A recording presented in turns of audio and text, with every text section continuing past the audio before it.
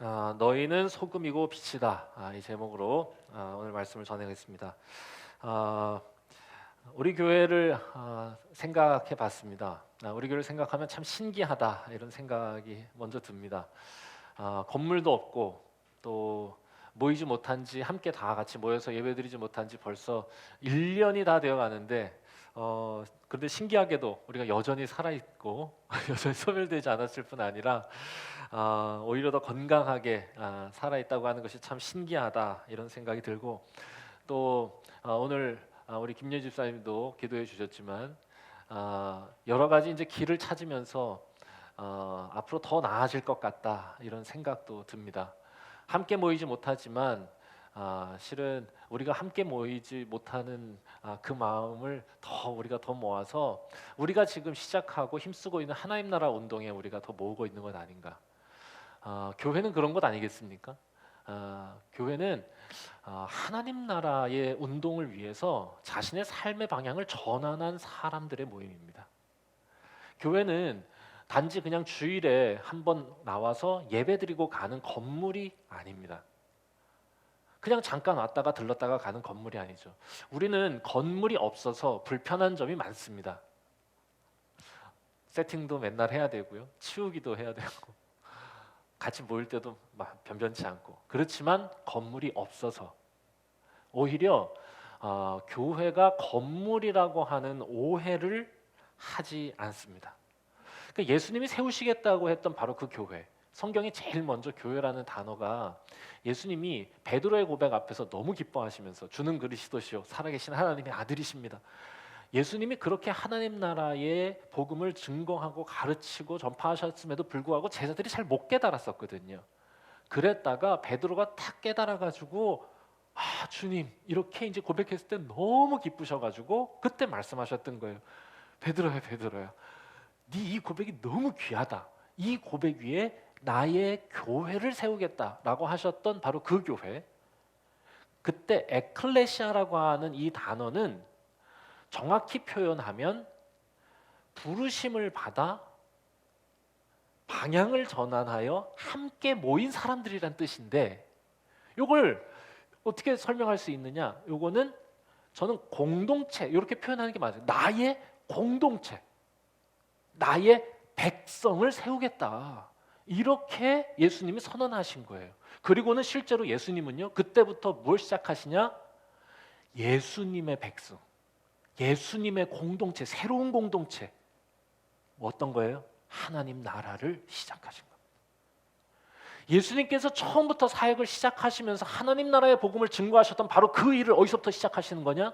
교회, 공동체, 예수님의 공동체를 하나님의 나라로 심으시는 것이었습니다. 이게 교회죠. 하나님 나라의 운동을 하는 사람들의 모임. 망가진 세상에 살아가고 있지만 그 세상에 휩쓸려 살아가지 아니하고 삶의 방향을 완전히 전환하여 하나님 나라를 위해 헌신하는 사람들의 모임. 완벽한 하나님 나라가 되라는 게 아닙니다. 불완전한 사람들이 모여서 완전한 하나님의 나라를 무슨 수로 이루겠습니까? 다만 우리 모두에게 반드시 필요한 것이 있는데 그게 뭐냐? 하나님 나라 운동을 위하여 당신의 삶의 방향을 완전히 전환하였는가라고 하는 질문이죠. 그런 사람들의 모임이라야 교회입니다. 그게 교회죠. 우리가 함께 모이지 못하지만 건물은 없지만 우리를 교회라고 할 수 있는 이유도 여기에 있는 겁니다. 하나님 나라 운동을 위해 우리는 우리의 삶의 방향을 전환하고 길을 찾고 애쓰고 헌신하고 있는 것입니다. 그래서 오늘은 주신 말씀을 통해서 교회에 대해서 함께 생각해 보려고 그럽니다. 교회는 어떻게 시작됐고 어떻게 성장했는지 오늘 말씀 속에서 한번 찾아볼 건데요. 오늘 말씀은 예수님께서 산 위에서 선포하신 말씀입니다. 공생애를 시작하시면서 처음으로 마치 시내산에서 하나님이 이스라엘에게 말씀하시면서 이스라엘을 새로운 하나님 나라로, 하나님 백성으로, 하나님 공동체로, 교회로 만드시고자 했던 그 장면과 오버랩이 되는 거예요. 실제로 마태복음은요 그런 상황을 연출합니다. 이스라엘이 애굽에 갔다가 나온 것처럼 마리아와 요셉이 유아 살해 정책 때문에 어디로 피신해요? 애굽 갔다가 옵니다. 그렇죠? 그리고 나서 예수님이 광야에서 40일 지내시죠? 이스라엘이 광야에서 40년 지냈던 것처럼. 그리고는 시내사에서 말씀하시던 하나님처럼 예수님은 오늘 산 위에 올라가서 이스라엘을 향하여 새로운 백성을, 새로운 공동체를 시작하겠다고 선포하시는 장면. 하나님의 교회를 세우시는 장면이라 저는 이것을 읽었습니다. 자, 예수님의 말씀대로, 자, 교회에 대해 생각해 보겠는데요. 예수님의 말씀하신 대로 예수님이 죽으시고 부활하신 후에 그 교회가 정말로 시작되었습니다. 내가 이 교회를 세우겠다 그랬는데 정말로 시작됐어요. 그런데 신기하게도요, 이 교회가 시작되었을 뿐 아니라 성장하기 시작합니다. 예수님의 비유에서 말씀하신 것처럼 누룩처럼, 겨자씨처럼 자라나기 시작하는 거예요. 여러분, 이게 신기한 겁니다. 이게 도무지 설명이 안 되는 부분인데요. 왜냐? 이게 종교사회학적으로도 이 기독교는 성장하기가 상당히 난해한 상황이라 그것이죠. 설명이 잘 안 됩니다. 왜 그러냐 하면, 여러분, 새로운 이 종교가 시작된 건데 그 종교를 창시한 자가 죽었습니다. 사라졌어요. 게다가 그 제자들, 그래도 살아생전에 함께 키워놓은 제자들이 그 면면이 훌륭하다면 어떻게 됐을지 모르겠는데, 가만히 보니까 좀 과장해서 말하면 오합지졸입니다. 성경에, 복음서에 나오는 제자들의 모습을 보면 평균 약간 이하 같아요. 제가 하는 방송이 있는데, 제가 비블리아라고 하는 방송합니다. 그래서 거기에서 제 이 닉네임을 뭐를 쓰냐, 저 평목이라고 씁니다. 평목인데 평균 이하 목사 대표라고 제가 하는 겁니다. 이게 보니까 뭔가 종교를 발흥할 만한 제자들이 없는 거예요. 일반적으로 새로운 종교가 발흥하고 시작되려면 뭐가 필요하냐? 몇 가지 조건을 충족해야 되는데, 창시자가 오래 살아야 됩니다. 오래 살면서 제자들을 오랫동안 양육해야 되고, 제자들 가운데 뛰어난 엘리트 제자들이 그 가르침을 이어갈 만한 힘과 실력이 있어야 돼요. 뛰어나야 됩니다. 게다가 사회적으로도 발흥의 여건, 그것을 갖추어 줘야, 그래야 시작되는 겁니다. 예를 들어 보겠습니다. 불교를 한번 보겠습니다. 불교는 고타마 시타르타, 너무 유명한 분이죠. 샤카 쪽의 왕자였는데요. 그래서 샤카의 지혜자다, 모니다, 샤카모니. 이래서 석가모니입니다. 그러니까 샤카족의 지혜자라는 뜻이에요. 근데 이 사람이 BC 563년에 태어나서 언제 돌아가시느냐? BC 483년까지 살았어요. 그러니까 80세까지 살았는데 아주 좋은 교육을 받은 빼어난 수재였습니다. 29세 때 깨달음이 있어가지고 왕자였던 자신의 신분을 버리고 출가합니다. 그리고는 세상의 고통에 대해서 고민하다가 보리수 나무 아래에서 깨달음을 얻은 것이 35세. 매우 뛰어난 인재였던 이 샤카모니, 고타마 시타르타가 뛰어난 분이죠. 고민하고 명상 가운데 깨달음을 얻어요. 이 모든 고통이 집착 때문이구나. 기가 막힌 분입니다. 깨달음을 얻은 게 몇 살이냐? 35살. 그리고 나서 이분이 뭘 하기 시작하냐? 제자들을 양육합니다. 몇 년 동안? 45년간. 그리고 그 제자들 가운데 매우 뛰어난 엘리트 제자들을 통해서 이 석가모니의 가르침이 전파되고 성장하기 시작한 겁니다. 이슬람도 한번 예를 들어 보겠습니다. 이슬람은 마호메트라고 하는 사람이 약한 이 석가모니 이후에 1000년 뒤쯤에 태어납니다. 570년에 태어나서 632년까지 살았습니다. 그러니까 62세까지 살았는데요. 이분도요, 어려서부터 굉장히 청명하고 리더십이 아주 대단했던 분입니다. 그 사람들하고 문제가 생겼을 때 이 중간에 이걸 처리하는 그 니고시에이터라고 그러죠. 아주 훌륭했어요. 그리고 사업을 해도 워낙 총명하니까 사업을 너무 잘했어요. 그래서 거기에서 눈에 띄어가지고 어느 가문의 사업을 도와주고 있었는데, 그분이 미망인이었거든요. 그런데 그분하고 결혼해. 예. 그러니까 아주 부자랑 결혼하게 된 거죠. 예. 그 카디자라고 하는 분인데 그분하고 결혼해. 15살 차이예요. 연상이에요. 그래서 이 사람이 25세 결혼해가지고 15년간 그 집에서 부유하게 살면서 공부를 했어요. 기독교 공동체에 들어가서 성경을 공부합니다. 그러다가 40세가 될 때 알라의 계시를 받습니다.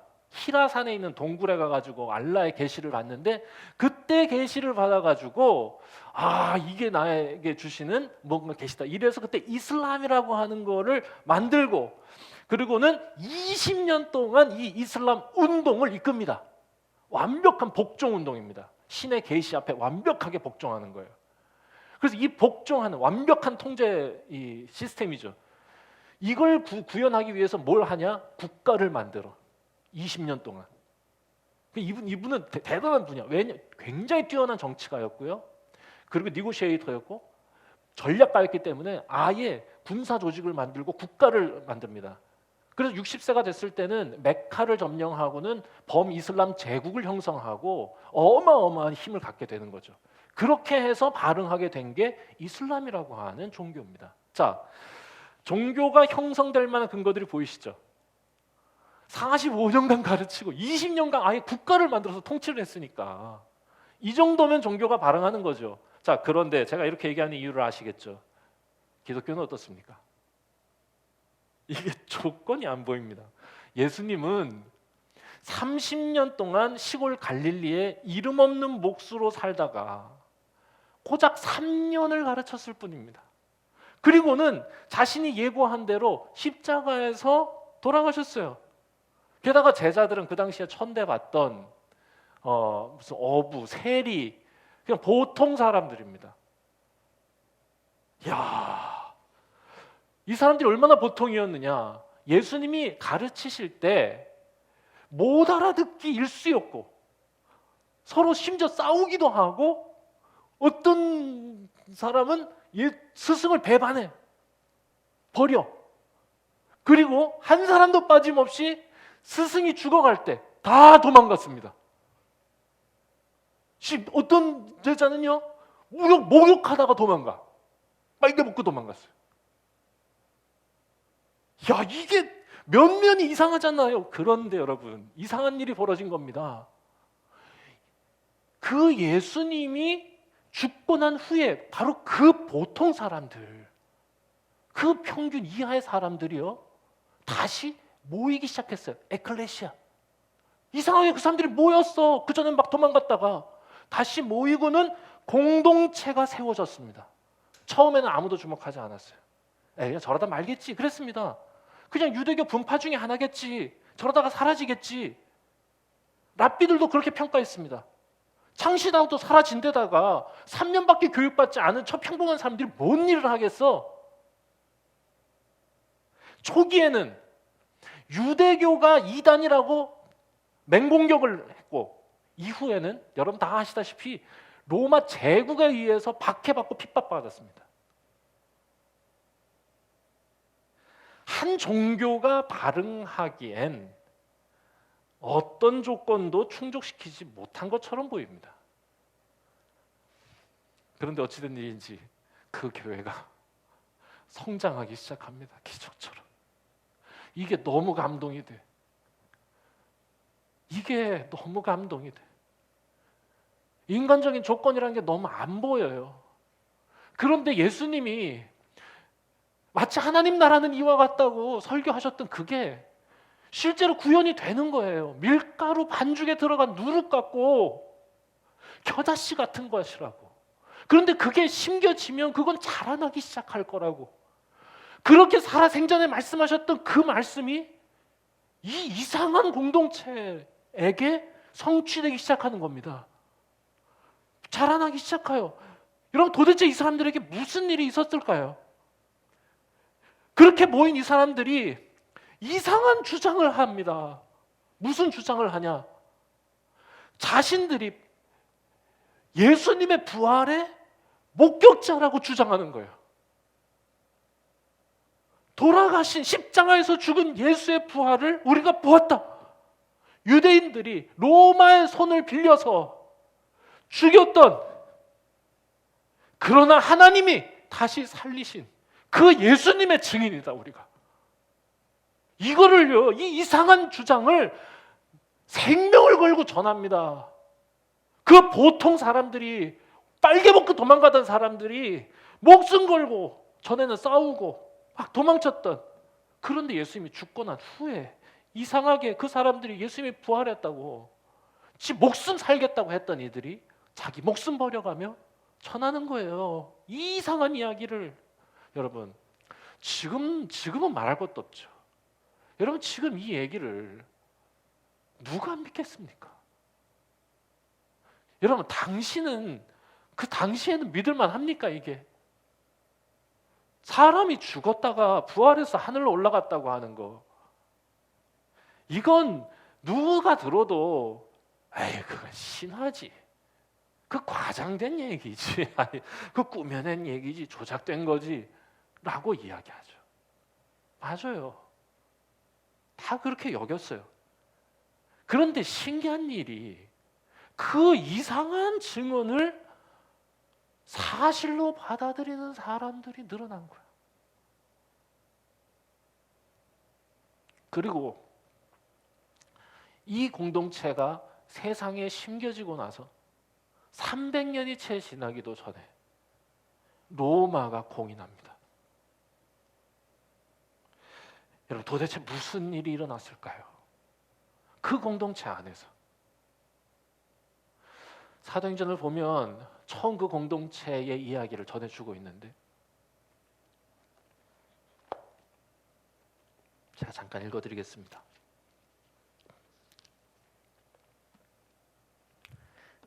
믿는 사람이 다 함께 있어 모든 물건을 서로 통용하고, 또 재산과 소유를 팔아 각 사람의 필요를 따라 나눠주고, 날마다 마음을 같이하여 성전에 모이기를 힘쓰고, 집에서 떡을 떼며 기쁨과 순전한 마음으로 음식을 먹고 하나님을 찬미하고 또 온 백성에게 칭송을 받으니 주께서 구원받는 사람을 날마다 더하게 하시니라. 가난한 사람들에게 기쁜 소식을 전하는 공간이 된 겁니다. 그리고 누구도 차별받거나 무시당하지 않는 새로운 세상이 되었던 겁니다.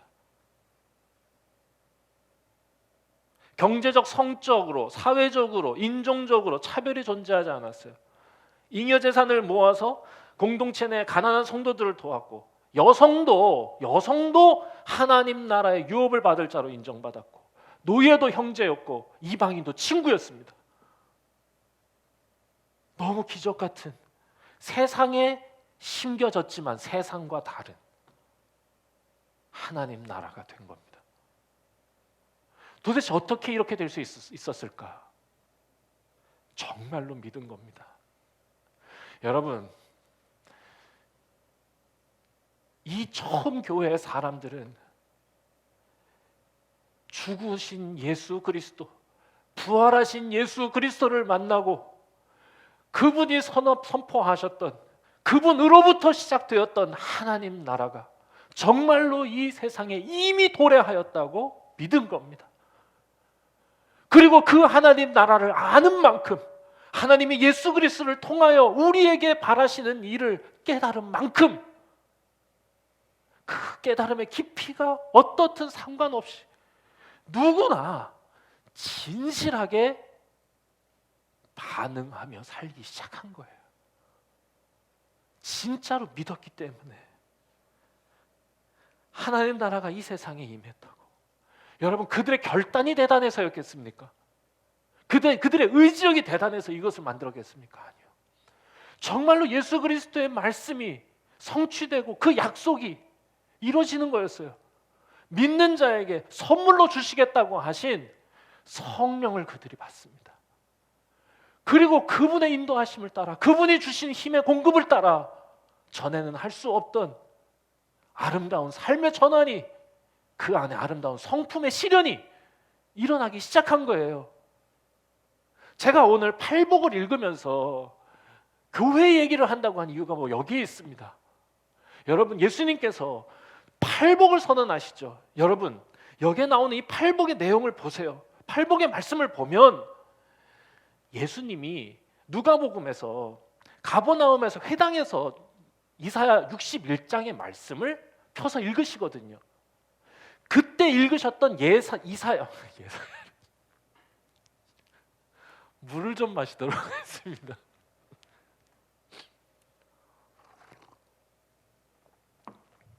그때 읽으셨던 이사야의 말씀이 고스란히 실현된 겁니다. 이사야의 말씀을 제가 읽어드릴게요. 주의 성령이 내게 임하셨으니 이는 가난한 자에게 복음을 전하게 하시고 심령이 가난한 자는 복이 있다. 내게 기름을 부으시고 나를 보내사 포로된 자에게 자유를, 눈먼 자에게 다시 보게 함을, 눌린 자를 자유롭게 주의 은혜를 전파하게 하신다.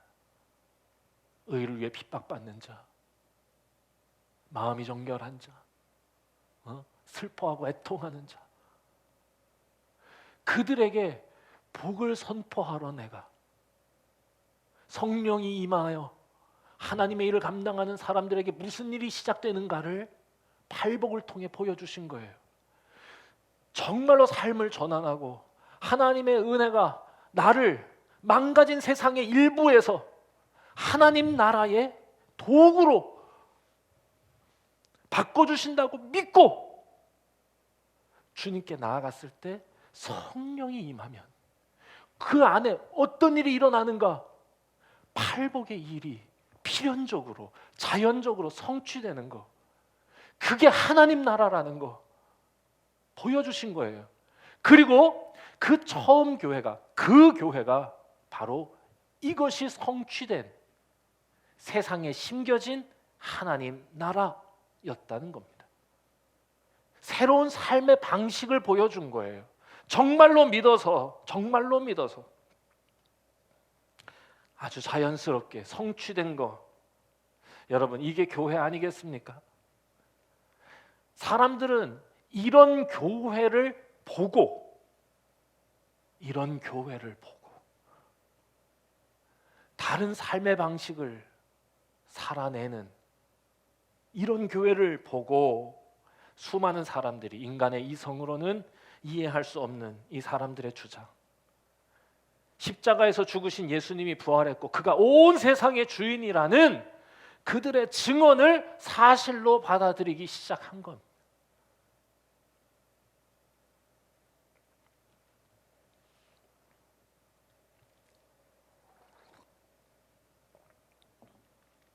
저는 우리 교회가 이런 교회 됐으면 좋겠다. 아니, 우리는 이런 교회를 향하여 나아가고 있다, 저는 믿습니다. 우리는 하나님 나라를 향하여 삶의 방향을 전환했고 이 시대에 하나님 나라를 세워가기 위해서 여전히 고민하고 기도하고 힘쓰고 노력하고 있습니다. 우리는 이 일을 위해서 모인 거고 이 일을 위해서 우리의 시간을, 재능을, 물질을 헌신하고 있는 겁니다. 여러분, 우리 교회가 세상에 심겨진 하나님의 나라가 되는 거, 여러분, 이 꿈을 우리가 잃지 않고 우리가 함께 공동체를 세워갔으면 좋겠고, 마침내 기적처럼, 누룩처럼, 겨자씨처럼 자라나기 시작했던 그 교회의 역사가 우리 교회를 통해서도 성취되고 나타났으면 너무 좋겠습니다. 올해를 보고 사람들이 이 이성으로는 이해할 수 없는, 그러나 이 방법 외에는 우리를 향한 하나님의 사랑을 증거하실 수 없었던 하나님의 예절한 사랑을, 예수 그리스도의 은혜를 사람들이 믿기 시작하면 너무 좋겠습니다. 그래서 예수님은 이 팔복, 성령이 임했을 때 나타나는, 하나님 나라가 임한 자에게 나타나는 상태, 성품, 그 모습, 그러한 삶을 살아가는 이들에게 무엇을 바로 요구하시느냐? 팔복을 전하고 바로 이어서 무슨 말씀을 하시느냐? 오늘 우리가 뒤에 읽은 말씀이죠. 너희는 세상의 소금이고 빛이다라고 말씀하는 거예요. 이 팔복이 성취된 공동체를 통해서 세상을 만나게 하고 세상을 빛나게 하는 꽃을 피우는 존재다라고 선포해 주시는 겁니다. 저는 우리 교회 이름이 너무 좋습니다. 우리 교회 이름이 뭐죠? 배화교회입니다. 근데 이 배화가 여러분 기를 배자에 꽃 화자입니다. 그러니까 이게 어떻게 해석할 수 있느냐? 꽃을 피우는 겁니다. 야, 이게 너무 좋아. 아, 좋다. 이게 배화. 아니, 야, 나도 몰랐는데 이게 제가 늘 쓰는 표현 중에 다른 사람을 꽃 피워주는 이라는 표현을 제가 많이 써요. 다른 이를 꽃 피워주는 게 예수 그리스도를 닮아가는 거라고. 이게 우리 교회 이름이야. 꽃 피워주는 교회다. 야, 세상을 꽃 피우는 거지. 야, 그렇다는 거예요. 자, 그런데 저는 이 말씀이 너무 좋아. 팔복은 이렇게 성취되는 건데 마음이 가난하려고 애를 써라 이렇게 얘기하시지 않았어요. 마음이 가난하면. 그런데 그게요, 정말로 삶을 전환하고 하나님을 믿는 자에게 선물로 주신 성령의 역사고 성령의 결과라는 거잖아요. 그래서 너희에게 이러한 일들이 일어나는 거고, 그게 하나님 나라라고 선포하신 주님은 또 우리를 뭐라고 얘기하시냐, 너희는 세상의 소금이 되어야 된다 라고 말씀하시지 않고 너희는 세상의 소금이다. 그리고 너희는 세상의 빛이다 라고 얘기해 주시는 거예요. 저는 이게 너무 은혜가 됩니다. 세상 속에서 그러나 세상과 다르게 살아가는 우리가 어떤 삶을 살아야 하는지 선명하게 가르쳐 주는 거죠. 세상과 달라서 만나게 하는, 세상과 달라서 세상을 빛나게 하는 그런 존재로 살아야 한다는 걸 선명하게 가르쳐 주시는 거죠. 여러분, 그리스도인으로 살아간다는 건 소금으로 빛으로 사는 겁니다. 여러분, 소금의 특징은요, 다른 어떤 물질로도 낼 수 없는 독특한 맛을 낸다는 데 있습니다. 여러분, 다른 거 신맛, 단맛, 매운맛 뭐 이런 거 있죠. 이거는 다른 것들로도 낼 수 있는데 짠맛은요 소금으로만 가능합니다. 여러분, 우리는 그런 존재라고 하는 거예요. 우리가 있어야 한다는 겁니다. 세상에는 빛은 아무리 작아도 그 존재를 드러내는 겁니다. 소금으로 빛으로 영향력 있게 살아내라는 거죠. 여러분, 영향력이 얼마나 커야 하는지, 여러분 우리 교회가 영향력이 크면 얼마나 크겠습니까? 우리 재적이 한 100명 남짓밖에 안 돼요. 재적이 그런 거지, 재적이. 그러니까 우리는 작아. 영향력 100명이죠. 영향력이 얼마나 클 것이냐, 여러분 이거는 우리 몫이 아니에요. 소금이고 빛인데 얼마나 짜야 하는지, 얼마나 짜야 진짜 소금인지, 또 얼마나 빛죠. 이게 이 광원이 어느 정도 돼야 되는 건지 이게 꼬마 전구인지 촛불인지 LED 전구인지, 그건 우리 몫이 아니에요. 우리는 그냥 그건 하나님이 주시는 거잖아요. 각 사람의 달란트가 다르니까. 어떤 사람 똑똑해, 어떤 사람은 능력이 힘이 세. 그러니 그거는 하나님이 주신 거니까 그거는 하나님께 달린 문제예요. 우리가 할 일은 하나님을 아는 만큼 진실하게 반응하는 겁니다. 여기에서만 우리가 실패하지 않으면 됩니다. 하나님을 아는 만큼 진실하게 반응하면 작은 일이라도 나의 역할을 찾아서 세상의 부패를 막고 세상의 한 부분을 비추는 것, 여러분 이게 우리가 해야 될 일이 아니겠나 생각해 봅니다. 안타깝게도 지금 교회는 실은 그런 모습이 아닙니다. 누룩처럼, 겨자씨처럼 막 자라났던 교회가 이렇게 무너졌어요. 모두가 다 아파하는 거고 모두가 다 슬퍼하고 또 때로는 두렵기도 합니다. 이유를 가만히 살펴보면 뭐 여러 가지 이유를 얘기할 수 있겠지만 한마디로 얘기하자면 다르지 않았기 때문 아니겠습니까? 오직 소금이 내야 할 그 맛을 내지 못했기 때문 아니겠습니까? 비춰야 할 빛이 어두워졌기 때문 아니겠습니까? 인원도 많아지고 건물도 웅장해지고 프로그램도 되게 뛰어나졌는데 문제는 세상과 다르지 않아서입니다. 세상에 심겨진 하나님 나라가 아니어서였습니다.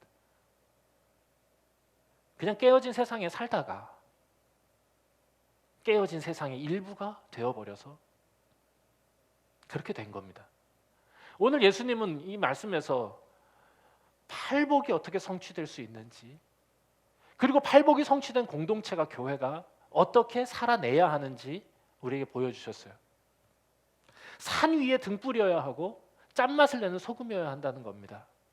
산 위에 등 뿌려야 하는데 문 잠그고 몰래 숨어서 덩치를 키우던 다른 이유가 생겼기 때문에 망한 겁니다. 여러분, 기독교의 진리는 정말 심오합니다. 하나님이 주신 것이기 때문에 그래요. 그런데 우리 모두를 위한 진리이기 때문에 또 단순합니다. 그래서 장사하려는 사람들이 이용하기가 좋습니다. 무조건 어떤 죄도 용서하시는 하나님 부각시키고 어떻게 살든지 믿기만 하면 영생 보장해 준다고 하면서 덩치만 키울 수도 있는 겁니다. 여러분, 그렇지만 말씀 정리하겠습니다. 말씀의 끝에 좀 어두운 얘기해서 죄송한데 우리가 돌아보고 끊임없이 경각해야 된다 그거죠. 진짜 교회는 그런 곳이 아니죠. 진짜 교회는요, 하나님을 부인하는 세상 속에 살아가지만 하나님 앞에서 살아가는, 그래서 자기중심적이었던 자신의 모습을 직면하고 하나님을 향해 삶의 방향을 바꾸고 하나님 나라를 위해 살아가는 이들이 모인 곳입니다. 세상 속에 깨어진 세상, 망가진 세상에 살지만 망가진 세상의 일부가 되기를 거부하는 사람들의 모임. 그래서 세상에 심겨진 하나님 나라, 세상에 던져진 소금, 세상을 비추는 빛이어야 한다. 우리 자신이 그럴 수 있을까? 아니요. 여러분, 하나님 앞에 겸손하고 우리의 무력함에 직면하는 만큼 우리는 하나님의 전능함에 의지하기 시작할 겁니다. 그리고 그렇게 겸손해질 때 하나님은 우리에게 성령을 선물로 주실 거고 그 성령의 역사가 우리 안에 역사해서 우리 개인에게, 우리 공동체에 역사해서 우리를 소금이 될 수 있도록, 우리를 빛이 될 수 있도록, 우리에게 팔복의 그 하나님 나라의 가치가 나타날 수 있도록 이루시는 것입니다. 우리가 그런 교회 되기를 소망해 보고 기도해 보고 애써 보고 경험해 봤으면 너무 좋겠습니다. 말씀 정리하겠습니다. 여전히 우리 살아있게 하셔서 너무 감사드립니다. 그리고 길을 찾고 만들면서 하나님 나라를 꿈꾸게 하셔서 감사드립니다. 광야에 길을 내시고 어둠을 비추시는 예수님 안에서 우리도 그렇게 소금으로 빛으로 그렇게 쓰임받는 교회가 되었으면 좋겠습니다. 그래서 처음 교회가 그랬던 것처럼 세상에 심겨진 하나님의 나라로서 누룩처럼 겨자씨처럼 자라나고 성장하고 세상을 복되게 하는 그런 아름다운 우리가 되었으면 좋겠습니다. 함께 기도하겠습니다.